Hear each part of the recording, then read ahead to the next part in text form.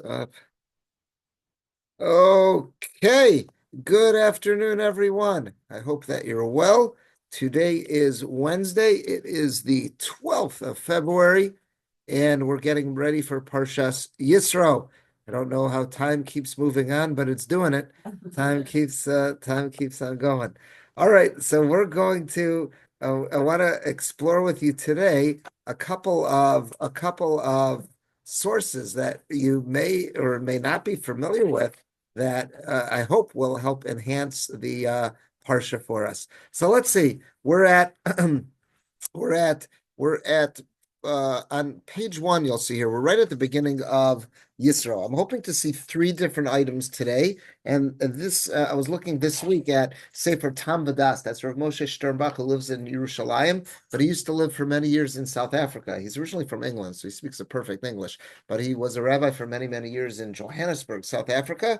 I don't know exactly what point he moved to Yerushalayim. I'm assuming it was in the 1970s. But let's see. So right at the beginning of the parsha, it says Vayavo Yisro Chosein Moshe. So this is just a couple. Right at the beginning, it says that Yisro, who's the father-in-law of Moshe, so now he approaches. Who's he with? It says he has got Banav Ishto El Moshe. So Yisro is not coming by himself to join up with Am Yisrael. He's got along with him. He's got Moshe's children. Gershom and Eliezer, and he also has Tzipora, who's Moshe's wife. Ela midbar asher huchona sham har Elokim. And he's coming to the midbar, to the wilderness, where all of Am Yisrael is camped out before the mountain of God, which obviously is a euphemism for Har Sinai, because in this week's parsha, the Torah is given. There's a machlokas you should know in the Gemara whether or not Yisro, even though you're reading it in the Torah that he shows up before the giving of the Torah, there's a machlokas. When did he show up? Was it before or after? There's different opinions there. So sometimes we have this idea of ein muktam umukar b'Torah. This is a case where you see a machlokas about it. Some say the plain reading is he showed up before Har Sinai. According to some, he showed up after. So let's see. So he comes to join Klal Yisrael. He's not by himself. He's got Moshe's wife Tzipora, and he has the two boys with him as well. Vav, next pasuk. Vayomer el Moshe, he says to Moshe, or at this point he sends a message because he's not in the camp yet. So he either, he sends it by courier pigeon, or let's say there's a runner, someone who meets him outside and brings in this message. Vayomer el Moshe sends a message to Moshe saying, Ani chosencha Yisro, I am your father-in-law, Yisro, Boilecha, I've come to be with you. V'ishtecha shnei banei ima. And not only me, but your wife and the two sons. They're here and they're with your wife. Zion, Vayetze Moshe likras chosno. So upon hearing this message, Moshe says, wow, this is wonderful. So he leaves the encampment to go greet his father-in-law. Vayishtachu, he bows before him. Vayishaklo, he kisses him. Vayishalu ish l're'eu l'shalom. Each one asks each other how they're doing. Vayavo ola. And Moshe brings everyone back inside to come into his tent. Rashi here quotes the Medrash, the Mechilta, and what was the point of Yisro's message? Yisro's sending this message saying, Moshe, I'm here, your father-in-law, and I got your wife and your kids, they're here. Why is he sending this message? So Rashi, quoting the Medrash, says, Ani chosemcha Yisro, I'm your father-in-law Yisro. And why is he telling them that, by the way, I'm not alone, I also have your wife and your kids. Im ena tayotze begini, if you don't think it's appropriate to come out just because of me, say begin ishtecha. At least come out to greet your wife. And if you don't think it's worthwhile dropping whatever you're doing and coming out to greet just me and your wife, say begin shnei baneha. So then come out for the two kids. It's a very strange medrash that he's sending. So this is what Rabbi Sternbach's going to want to do. He's going to want to explain this medrash. It's a very strange medrash. How do we understand it? So let's see this medrash. Let's see this on the bottom of page 1. Here's what Rabbi Sternbach says. I am your father-in-law, Yisra. I've come to see you. And your wife is here, and the two sons are with her too. He quotes Rashi, if you're not going to come out just because of me, say begin ishtacha. At least come out for your wife. If you're not going to come out for your wife, say begin shnei baneh. At least come out for the two kids. We really need to explain Mahu, how do we understand this shit? Ta'av Yisro kolkach sheyetze Moshe likraso. It seems like Yisro is coming up with every reason in the book to convince Moshe, drop what you're doing and come out to see me. If it's not for me, at least for your wife. And if that's not enough for your kids, You're going in to see him? What's this message that I need you to drop what you're doing to come out? It doesn't make sense that Yisro needed this big kavod, that Moshe, you got to drop what you're doing and come out to see me. What's this all about? What's this message? So look at this beautiful idea he's got. The Efsher Lomar, that's that abbreviation. Vav Aleph Pei Lamed. The Efsher Lomar, it's possible to suggest as follows. She Yisro Sheshama Shenis Ala Moshe. Yisro has heard, word has reached him that Moshe has achieved some great spiritual heights. V'nasa ish Elokim, he's become a very godly person. Chashav, Yisro became a little bit nervous. Sheparash min ha'olam. That what does it mean to be godly, to be spiritual? That he separated himself from society. Because there are religious groups in this world, there are that praise. The more godly you are, the more removed from society you are. That's what they think. Yisro, who's a student of world religion, is nervous now that that's what's become of his son-in-law. Because he's heard son-in-law Moshe has become a very godly person. Uh-oh, maybe this means he's totally removed himself from social interaction. Ve'ein b'daito liot kashur ba'olam hazeh. And perhaps Moshe no longer wants to have any ties whatsoever in this world. He just wants to be in the Himmel, up in the heavens. He doesn't want to be dealing with human beings. V'af lo mishpachto. And maybe Moshe doesn't even want to be dealing with his family. U'lechein, therefore, shalach lo dio, what Yisro was sending him the following message. He says, I want to let you know, Daito, I want to let you know what I think about this. Shechayev latzeis mitocha anan. I don't care how godly you are, you've got a family. Being a godly person, this is the message perhaps that Yisro is sending him. No, just because you're godly doesn't mean you're not dealing with your family. That's not he's saying that he's not a member of Klal Yisrael yet, but he's saying the understanding I've come to as a student of religion, just being godly doesn't mean removing yourself from your family. No way. And he says, look at the Targum. Yonasan on Zayin, Uleredes midargaso. He's telling Moshe, if that's where you are, if you've totally removed yourself from society, it's time to drop that. You got to come down from that high horse and you got to deal with people. Begin ishto. You got to come out and deal with your wife. This Yisro's nervous, so that's what he's telling him. Or at least to your kids, because they need a father. Just because you think you're godly, that's great, but your wife needs a husband, and your kids need a dad. They got to have someone they can play catch with. They got to play ball with. I don't care how godly you think you are. Those kids need someone who's going to be on the floor playing Monopoly with them. That's what they need. That's what Yisro's telling him. It's a beautiful. Again, well, what Moshe has done so far as we know, based on the Lashon Hara that Miriam and Aaron are going to say in Sefer Bar Midbar, is that he's no longer being intimate with Zipporah because he's nervous that at any moment God's going to want to have a conversation with him. But we've never seen anything that he's not having dinner with them. We've never seen anything he's not playing frisbee with the kids. Not going for. Correct. His understanding would be, I know you've been godly because you've been communicating with God, this whole story with the Exodus, the whole splitting of the sea. You can stick it in at either place. Either, Don't you understand Moshe when he came down from yeah, that's when he stopped being intimate with Zipporah. Yeah, that's when he stops being intimate with Zipporah. But he's nervous now. I don't know what you're up to, Moshe. I'm nervous because of the fact that you've got access to the divine. I'm nervous you fell into this trap that I've seen other religious gurus fall into, that they think that being holy means totally separating yourself from society. And I'm telling you, based on my study of things, that's not the way to be. That's not what God wants from you. That's what he's suggesting, what this medrash is saying. Come out. It's time to be amongst your family, because that's not godly. I want to tell you something. This is something that Judaism is so different than, let's say, Christianity in this regards. Look at the original Catholic Church. Again, the Protestants don't have this, but the original Catholic Church, the highest form of, let's say, a priest, of being one and giving his life to God, meant being celibate.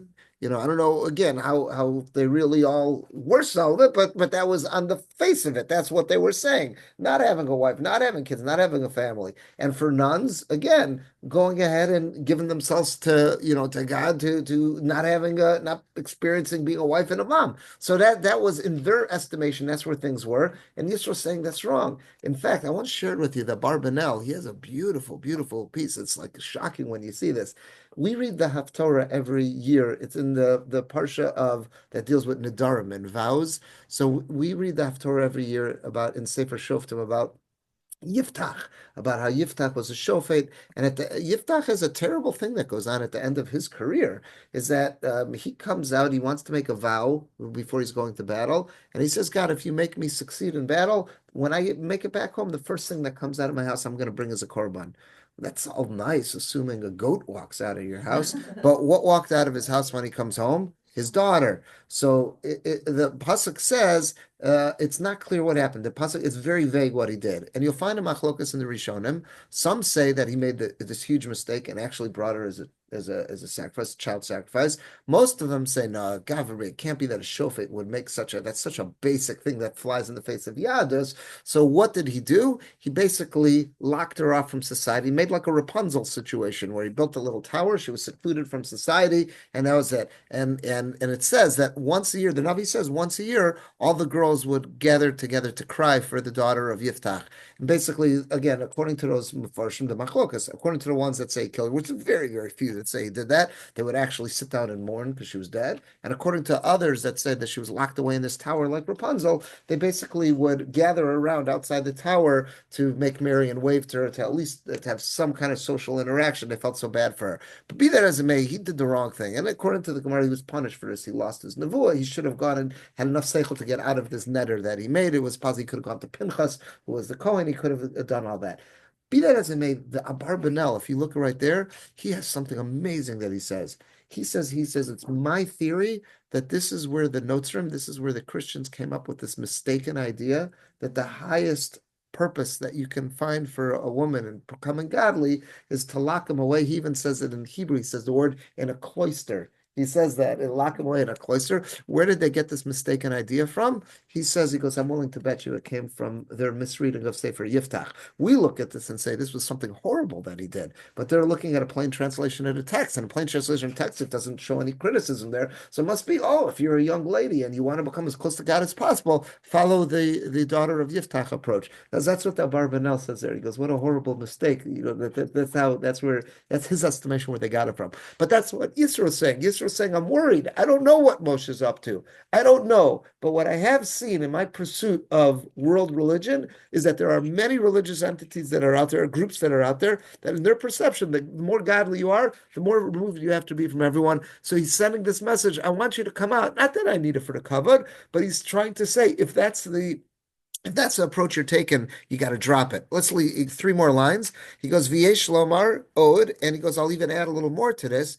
This is what's going on in the next pasuk. We read in pasuk Zion. It says, Vayishalu ish l'reu l'shalom.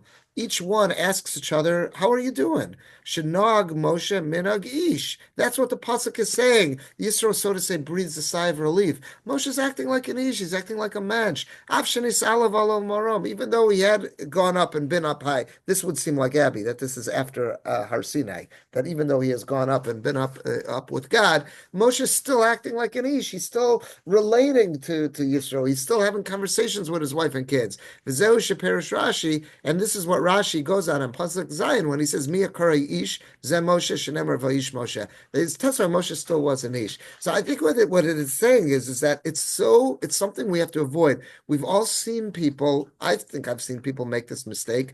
I think I've seen people that say, wow, if I really want to display that I'm a godly person, I got to be totally aloof. I got to be aloof from society. I got to show like I'm walking around like in a trance, like walking into walls because who's got time to deal with such mundane thing like tying my shoes? I'm dealing with such godly matters. And what Sternbach's pointing out is that was the message that he's saying, no, you got to still be a mensch. You can be godly and all that, but you got to deal with the people around you, uplift them, be around there.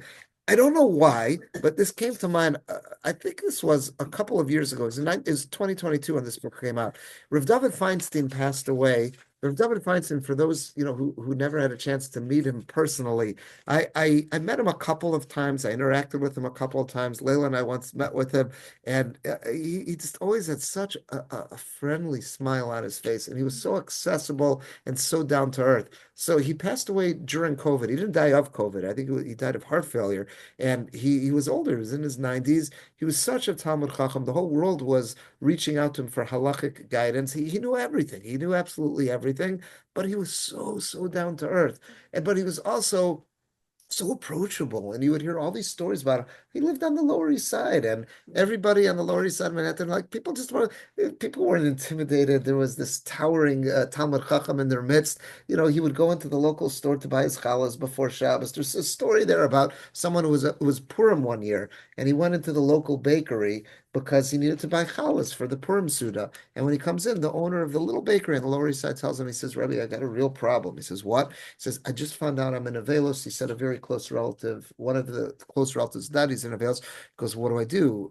So he goes, yeah, you shouldn't be operating the store now. Do you have like a brother-in-law that you trust? So he says, yeah. So it goes very quick. Let's write a quick document that you're signing over to business to your brother-in-law. And for the next week during Shiva, he'll run it. So he goes, okay, fine, that's fine. But until my brother-in-law gets here, it's Purim now. People are coming in to buy their challahs for Purim. Who's going to run the store until he gets here? So he says, "Here, give me the apron." And he took the apron, went behind the counter, to just run. He was such a down-to-earth person. A person didn't have any qualms asking her. There's so many stories. I have friends who grew up on the Lower East Side. He was so approachable. Like, he would go for a breakfast many mornings in a week. There was like a little, like a coffee shop across the street from the yeshiva there, and just have a Danish and a coffee. And people would just crowd him around to talk to him, ask him questions that were on their mind. Like, he was just such an approachable person. I was flipping through the book the other night when I saw this because it just made me think of him. And then I just came upon his picture. This is such a beautiful picture. I don't know the context of this. It's obviously not on the Lower East Side of Manhattan, just looking at this picture because there's trees. It's a suburban neighborhood. So I don't know if he was going to visit family members. I don't know if this was going to visit Talmidim. Whatever it was, you see his shirt's off. He probably was learning at a picnic table, enjoying himself on a nice sunny day. And some local kid came by who's got a broken arm and just approached him and saying, like, he was asking all his buddies to sign his cast, asking, like, Rabbi Feinstein, could you sign my cast for me too? And look at him, he's happily sitting there and getting up from his chair with a Sharpie signing the kid's cast. I thought that's adorable. That's such a precious, precious picture. He's like, okay, what a chesed. I can make this kid happy, signing his cast. It didn't make a difference that he was probably at his table learning, and he was probably in the middle of researching something. But here's a little Jewish kid who's got a broken arm, and now I can make him feel good and sign his cast. That's it. So I just thought of this when I read that Divrei Torah, that he's saying, we sometimes think being godly just means being, totally removed from society. No, here's Rav David. You can see he's got his tie and jacket off. He's obviously relaxing wherever this suburban neighborhood is, and just enjoying, probably sitting outside with a sefer. And there's a little kid who's got a broken arm and asked him, "Could you do me a favor? If I can make him feel good, why not help?" I thought that was just such a precious, precious picture there, and it just made me think of this when I saw that Dvar Torah. But it also makes me think of this. Rabbi Yisrael Salanter, that great ethicist, and who was the father, we always say, of the Musar movement, he had a very, very famous quote that he would say. I've seen it quoted a lot of times by his Talmidim, and I've heard it, seen it in many contexts. He had this expression that said, Yenim's Gashmias is mine Ruchnias. In other words, looking after this guy's material needs, that's my spirit, that's the source of my spirituality. In other words, I shouldn't make the mistake of thinking just being spiritual means I'm lost in the clouds and I'm walking into walls. No, keeping aware and being part of society, seeing what other people's needs are. How can I help? How can I be helpful? That's a spiritual pursuit. And sometimes people can make the mistake and think the further removed I am from people, the more spiritual I am. It's not true. The way to become spiritual is by helping other with their material needs. And I think that was the point that Rav Sternbach was making. And this picture with Rav David signing that cast, I just thought was absolutely precious. It brings that home as well. All right, let's see a second Dvar Torah. So a little bit later in the story, just it's really the next psukim. It says, "Vaysaper Moshe lechosno." So Moshe now starts having a conversation with his father-in-law, with Yisro. Vaysaper Moshe lechosno. He starts having a conversation with Yisro, and he says, "As kol asher asa Hashem leparo Mitzrayim," and he tells him over everything that Hashem did, how he treated Paro and the Egyptians. Alodos Yisrael, and he starts talking about everything that he did on account of the Jewish people. As Kolat Tila'ah Asher Matzosam Baderech, and he also tells them, describes all the hardships that the Jewish people faced on the way.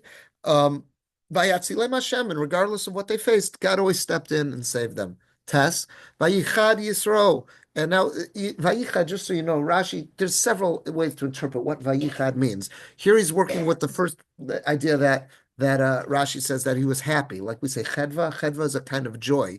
You know, when we talk about Sheva Brachas, Gila, Rina, Ditza, Chedva. So chedva is a type of joy. So Vayichad Yisro, the most simple way is that it was a sense of joy. Others say Vayichad, like his skin kind of got like goosebumps because he was just so frightened about what hurt. But the most simple one is Vayichad, that he became happy. Yisro became happy. Al kol tova asher asa Hashem Yisrael, for all the good that Hashem had done for the Jewish people. Asher hitzilo miyad Mitzrayim, he had saved him from the hands of the Egyptians. Next pasuk Yud, Vayomer Yisro, and upon hearing all this, Yisro declares, Baruch Hashem, Asher hitzil eschem miyad Mitzrayim and miyad Paro. How blessed is God who rescued you from the hands of the Egyptians, from the hands of Paro. Asher hitzil esam mitachas yad Mitzrayim, and he saved the Jewish people from under the hands of, from being under the boot, you could say, or being under the oppression of Paro and the Egyptians. So let's go to page 3.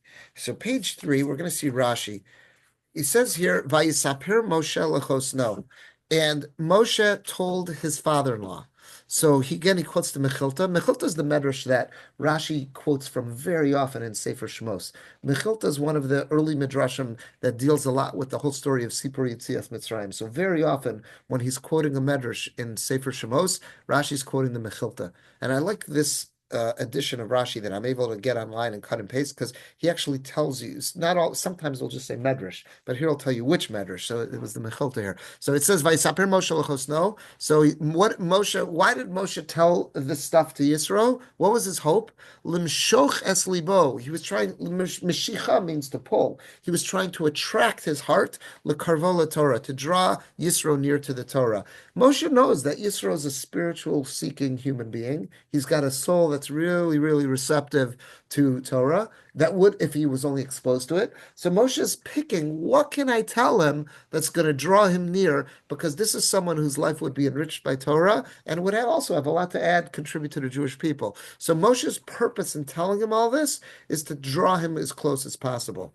So I thought I saw that Rabbi Sternbach has a beautiful take on this. Let's see.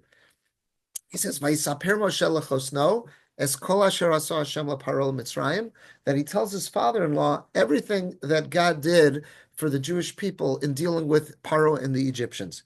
Tumua, he says, "V'harei Yisro kvar shama es kol asher asa Elokim." It says that he already heard everything. The parsha began by telling us that he heard. It says Vayishma Yisro. I don't have it here on the sheet. The parsha begins by saying Vayishma Yisro, that Yisro heard all this stuff, and that's why he came. So if Yisro heard all this stuff, why is Moshe, so to say, let me tell you my take on? He already heard everything. So Tzmuv Arei Yisro Kvar Shamas Kol Asher Asal came. That's why he came. So why is Moshe telling him all this? Vainu Gamas Kol Nisei Yitzias Mitzrayim Kriyas Yamsov. He heard everything, the Exodus. The whole world was talking about it. All the newspapers were reporting on Kriyas Yamsov. What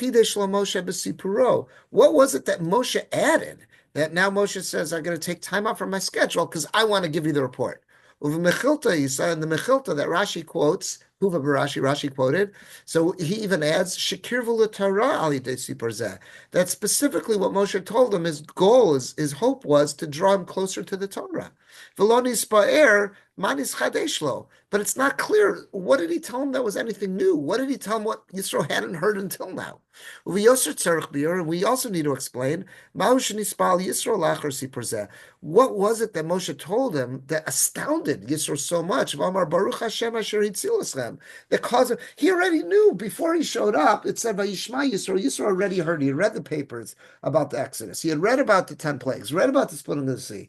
And now all of a sudden Moshe says it over to him. Moshe's goal was to draw him close to the Torah, and he was so successful that Yisro declares Baruch Hashem. Why didn't he declare Baruch Hashem Asher Hitzil Hashem the second he showed up? He had already heard what happened. What was it? What was different about what Moshe told him? So he says, "Ki'ilu nisbaser akshav b'shmua tova." It's as if he had heard it now for the first time. What was it that Moshe said that was anything different than what he had heard till now? So look what he suggests. I thought this is beautiful. Venira levaer, you can explain it as follows. This is how I would suggest it. She'ikar siparo shel Moshe, the main thrust that Moshe emphasized when he told the story of the Exodus over to his father-in-law, Haya es kola tila'a asher mitzasam. He emphasized, what did it mean? He says, the Pasuk had said that he had said over kola tila'a asher Matzasam. He told Yisro about all the hardships. Hatulah is the hardships that had befallen the Jewish people. V'hainu milashon mikra. What does it mean that befell the Jewish people? Asher Matzasam. We just happened to find ourselves in. That's mikra. It just happened to happen. It just so happened that we find ourselves in these trying circumstances. Shayanira ketila. It seems like it just fell on us. Shenafa aleim below cheshbon v'ashgacha. It just seemed like out of the blue. Look at this bad luck. God takes us out of Egypt, and where did we find ourselves? Smack up against the sea. Wow, what bad luck. Look where we just happened to find ourselves. It just so happened that God took him on a route that led right to the Yam Suf, below derech eretz Plishtim, not the more direct route that could have been a land route that would have gone by the way to Plishtim. And he says, and at that time, we had no idea what God was doing for us. We thought this made no sense. We thought there's a direct route to take with the Plishtim.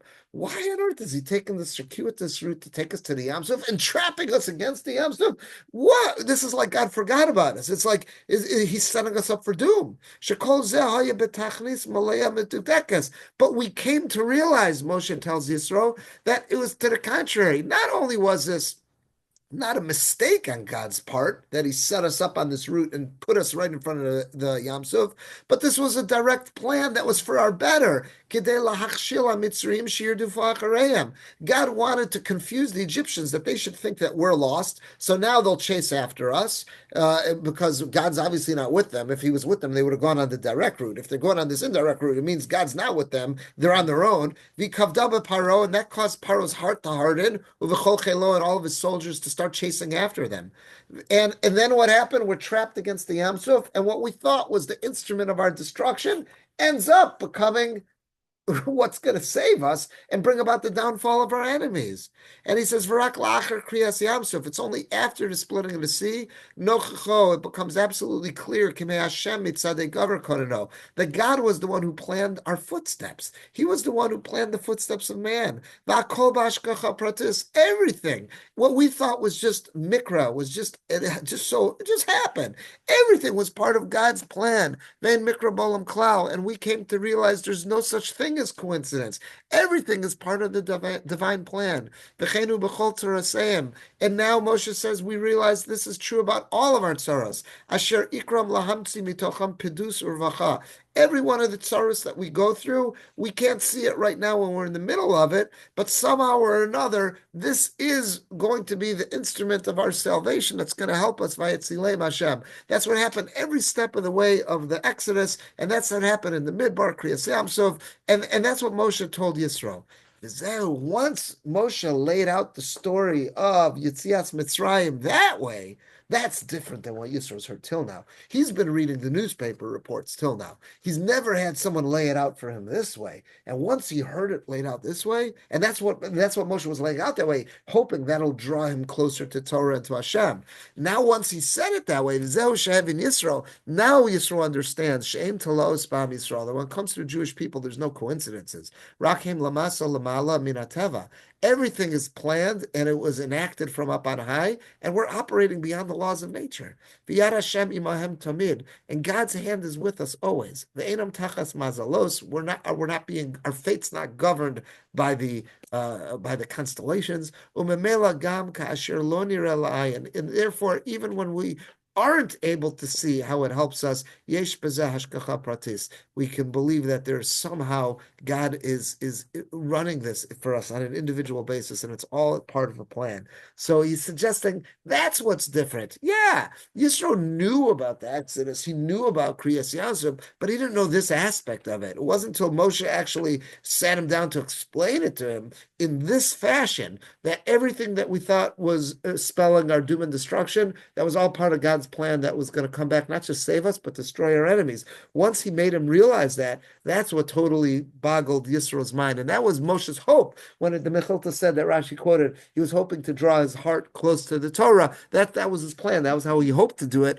and it worked. Because that's why Yisro declares after having this information presented him in this fashion, that's why he says, Baruch Hashem Asher Hitzil Eschem, that blessed is God who saved you. What do you mean? You knew they were saved before you showed up. That's why you came to them. But he never fully understood the depth of it. Now that's what changed everything.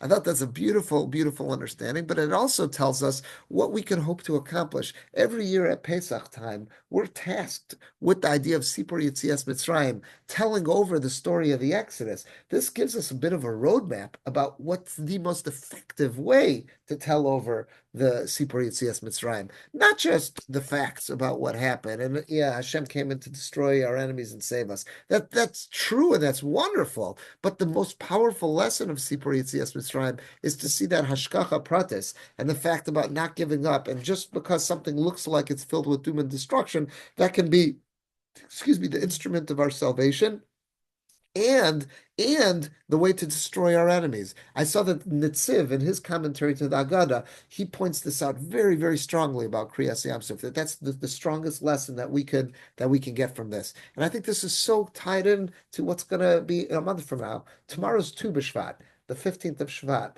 A month later is Purim. Today's the 14th. Yeah. In another month, 14th of Adar is going to be Purim. That's the lesson of Purim, is this idea of Hashkacha Pratis, that nothing that occurred in that whole Purim story, initially it all just seems like a whole bunch of random coincidences. Only later are we able to weave it all together and realize this was all some incredible divine plan. And look at that tree, or the gallows rather, that Haman had set up for Mordechai. That ended up being what looked to be the source of our demise and our destruction, was the instrument of our salvation, because that's what turns it all around in Haman and Zabareh. So it's really some of the same lessons in Purim that you'll find in Sipur Yitzias Mitzrayim, and we've got both of them coming. We've got 1 month from now is going to be Purim, which means 2 months from now is going to be Pesach. That's what that means. I don't want to get anyone nervous, but that's what that means as well. And that's a common theme. But I think what this is saying, what he's pointing out this, and I love this point, is that that's the most powerful way of sharing Sipur Yitzias Mitzrayim that can have the greatest impact on the listeners. And if it can have that on Yisro, who at that point was not yet a member of Am Yisrael, imagine the impact that could have on our kids, on our students, our family members who are members of Am Yisrael. And we're all looking to draw closer to HaKadosh Baruch Hu. If we emphasize that about Sipur Yitzias Mitzrayim, the story of the Exodus, that can be incredibly impactful and really resonate with us. I want to share one more short Divrei Torah, also from Rav Sternbach on page 4. So let's look on page 4. So a little bit later it says Vayomer Chosein Moshe Elav. So Yisro spends a little time. He's watching Moshe's routine, and he sees Moshe as the one judge. He's got people lined up who are asking him for advice on solving their halachic problems. And Moshe, the father of Moshe, Yisro, looks at all this and he says, Lo tova davar asher otoseh. I'm not so happy with what you're doing. It's going to burn you out. It's not fair for Klal Yisrael that they're all waiting. It's not efficient. So Rashi, this is not on this pasuk, but a little bit earlier at the beginning of the parsha, the first pasuk in this parak, the first chapter, the first verse in this chapter says Yisro. He was named Yisro. Rashi here again quotes a medrash, and he says Yisro. Why was he called Yisro? There's a whole bunch of reasons. So let's see Rashi. He says Sheva Shemos Nikrulo. He really had 7 names. You'll find some of them are in Tanakh, but others are in our Torah Sheba'al Peh. Reuel, Yeser, Yisro, Chovav, Chever, Kani, and Putiel. These are 7 names that you'll find Yisro is referred to throughout Tanakh and Torah Sheba'al Peh. Yeser, why was he called Yeser? So it says, what's the simple reason? Yeser al shem sheyiter parsha achas b'Torah. There was a parsha that was added in the Torah because of him. What is that? Ve'ata techazeh. The parsha of Ve'ata techazeh. When he starts giving advice about what is it that Moshe should change. That is a piece of that's something that's added. Something was added to the Torah. Were it not for Yisro, we wouldn't read about that. Where Yisro offers this very efficient way to set up a judicial system. So that's the only part of Rashi I want to get to here, because that's what Rashi says. That's why he's called Yeser, because Sheyiter means that something was added. What was added? That parsha, that segment in the Torah, where he offers his advice about how to set up a really official judicial system. And let's see. Here it is. Here's the pasuk. You see, that's the next one here. It's verse 21.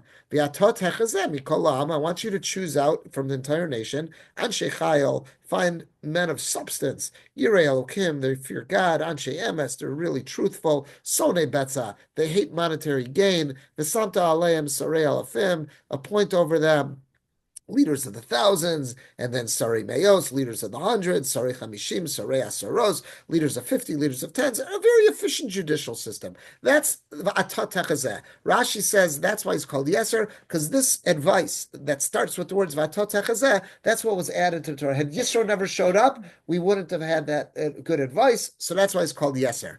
I thought that he's got Rosh Hashanah's got such a beautiful vort on this. Let's see what he says.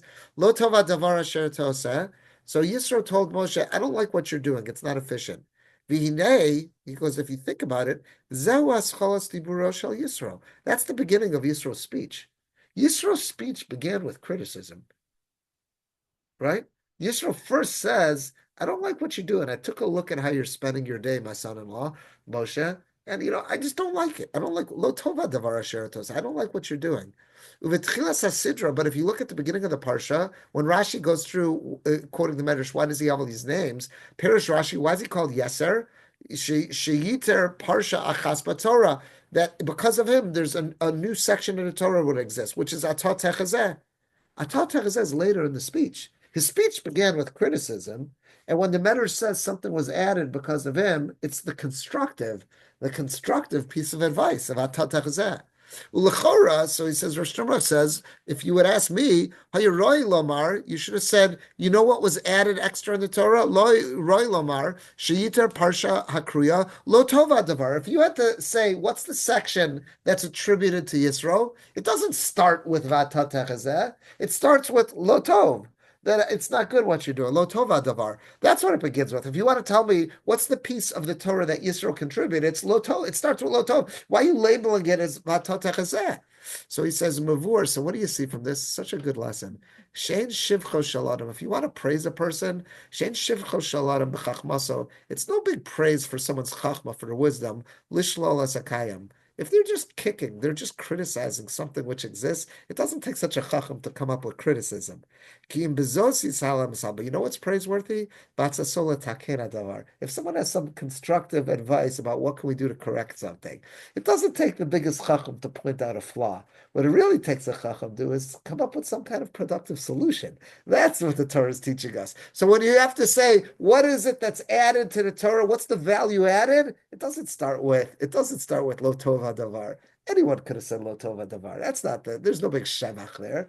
Where really, what's good about him? What did he add? When he gave the constructive idea. So he says, Rishamati, and he says, I once heard, Shekain Perish Admor Migur. He says, I once heard that the Ger Rebbe, one of the original Ger Rebbes, Hagon HaKadosh, I think it's Rav Alter Mordechai. I think that was his name, Rav Alter Mordechai. One of the original Ger Rebbes was Rav Alter Mordechai, Zecher Tzarech Bracha. But Asifas Rabbanim, there was once a rabbinic convention, Shaisa Bevarsha, that took place in Warsaw. Vahayu Sham, and there were some people there, Shedibru Neged Haguda. Some people were criticizing the Aguda movement. She'ena Mosem Me'uma Avor Eretz Yisrael. They weren't doing enough for the Jews living in Israel. The Heshiv Admor Zatzal, and what did the Ger Rebbe answer them? Shalosh Shivchu Chazal as Yisro, Ella Al Atzasov Atat Techazeh. that if you look at Chazal in the Medrash, they only praised Yisro when he had something constructive to say. When he said, "V'ata techazeh, v'lo al tochachto," but they never praised Yisro for being so vocal about his criticism. They praised him when he said something constructive. V'chein, so he was saying to these guys who were criticizing, "Inenu rotzim lishmoa divrei bakores." I don't want to hear your complaints. Rakim yesh etzos lataka davar. Do you have some way to fix this? Okay, it doesn't take a chacham to point out a problem. We need a chacham to give us a solution. So that's what he's saying here. So I thought that's a very good thing. I thought back when I was in yeshiva, I remember I had one of our rabbeim told us that for years he had served as a high school rabbi, and he said that high school kids always have complaints about how the school could be run better. So he said that whenever a kid would come to him with a complaint, he says, "I'm more than happy, I'm more than willing to listen to your complaint on two conditions." He says, "What's the two conditions? First, for every complaint, tell me two things we're doing right."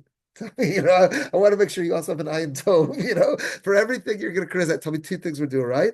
And also, I'm only going to listen to your complaint if you're going to commit to be part of the solution. Okay, I'm more than happy to hear what we're doing wrong, but are you going to work with me to see how we can correct it?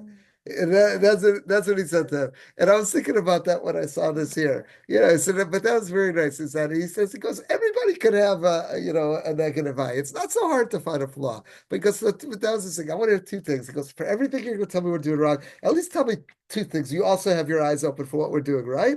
And also, if you're going to tell me a complaint, commit that you're going to be part of the solution. Work with me on that. If you're willing to do that, then here I want to hear your complaint. And I was thinking of that when I saw this first draw. But I think it's something for all of us to think about, because our reflex is we all can find fault. It's not so challenging to find fault.